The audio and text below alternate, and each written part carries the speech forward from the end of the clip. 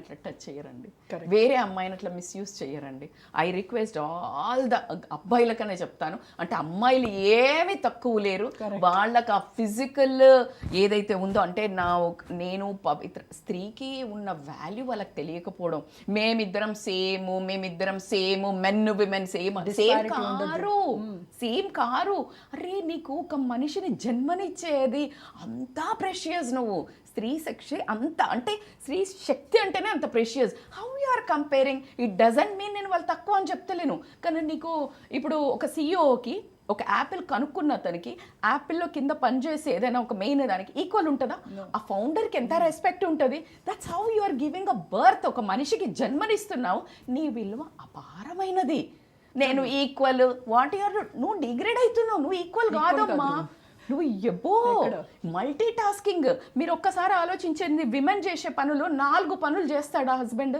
నువ్వు బయటకు వెళ్ళేసి జాబ్ చేసి వచ్చి ఒక రోజు వంట చేయమను, ఎన్ని చేయాలమ్మా అంటాడు. వర్కింగ్ విమెన్ ఉన్నారు, అదే విధంగా వర్కింగ్ విమెన్ వచ్చేసి పిల్లల్ని చూసుకుంటుంది, ఆమె ప్రతి ఫంక్షన్స్కి పోతుంది, ప్రతిదీ 10 చేస్తుంది.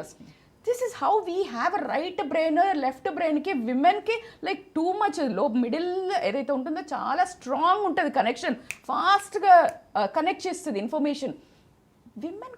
మెన్ కాంట్ హ్యాండిల్, వాళ్ళకి లిమిటెడ్ కెపాసిటీ ఉంటుంది. వాళ్ళు one thing they can really do it very well. So అలాంటి వాళ్ళతో మీరు మంచిగా నేను సక్సెస్ ఎట్లా కావాలి అలా ఆలోచించాలి. కానీ నువ్వు ఒక గ్లాస్ తాగితే నేను 2 గ్లాసులు లాగి గ్రేట్ అవుతా. ఒక రీసెర్చెస్లో తేలింది ఏంటంటే మెన్ కంటే విమెన్ ఎక్కువ తాగుతున్నారు అని చెప్పడానికి మళ్ళా మనం బాధపడాల్సిందే. అంటే మనమే షేమ్గా ఫీల్ అవ్వాల్సింది. విమెన్ని రెస్పెక్ట్ ఇవ్వండి అంటే ఎక్కడ మస్తు అమ్మాయిలను చూడండి ఎట్లా తయారైనరు అంటే నా దగ్గర ఆన్సర్ లేదమ్మా, లేదు. జస్ట్ గప్చుప్గా ఉండడమే, ఇంకా అంతకంటే ఇంకేముంటుంది. మనమే ఎగ్జాక్ట్లీ ఇమ్మీడియట్గా జస్ట్ షడప్ అయిపోతున్నాం కదా.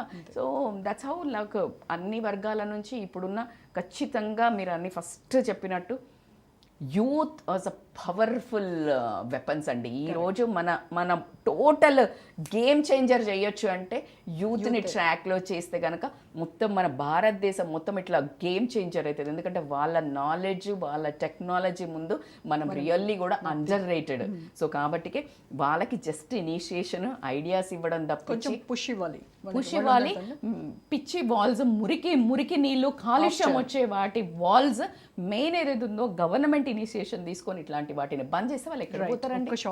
Either it is husband or wife or friendship or live-in relations, whatever you name, any relation, ఇవన్నీ కూడా ఎందుకు కొంతవరకు బాగుండి ఆ తర్వాత ఏదో ఒక కారణం చేత అవి పక్కదారి పట్టడము, అవి ఎంతవరకు వెళ్తున్నాయంటే నిన్నటి వరకు నువ్వు చాలా ప్రాణంగా ప్రేమించినటువంటి ఒక వ్యక్తిని ఎప్పుడైతే నీకు తనతో విభేదాలు స్టార్ట్ అయ్యాయో, కనీసం మనిషి అనేటువంటి ఇంగిత జ్ఞానం లేకుండా ముక్కలుగా నరికి చంపేస్తున్నటువంటి సంఘటనలు నిజంగా ఇలాంటివి చూస్తుంటే ఏమనిపిస్తుంది? ఎక్కడ దారి తప్పుతోంది రిలేషన్స్ వ్యవహారం?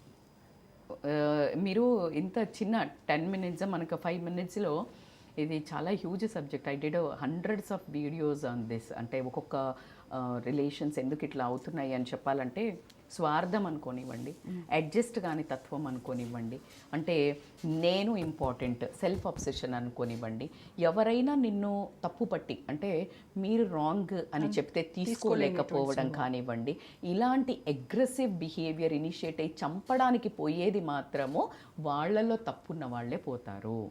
ఒకవేళ నువ్వు కరెక్ట్ అయినట్టయితే మనకు చంపే అంత కోపం రాదు. కొంతమంది గట్టిగా చెప్పడం వేరు, అరిసి చెప్పడం వేరు. గట్టిగా చెప్పే వాళ్ళు ఎవరు అంటే when they are very right. గట్టిగా ఈజ్ డిఫరెంట్, అరవడం ఈజ్ డిఫరెంట్. పిచ్చిగా అరుస్తా అంటే రెంకలేస్తా ఇట్లా అంతా పగలగొట్టే వాళ్ళు సంథింగ్ రాంగ్, వాళ్ళ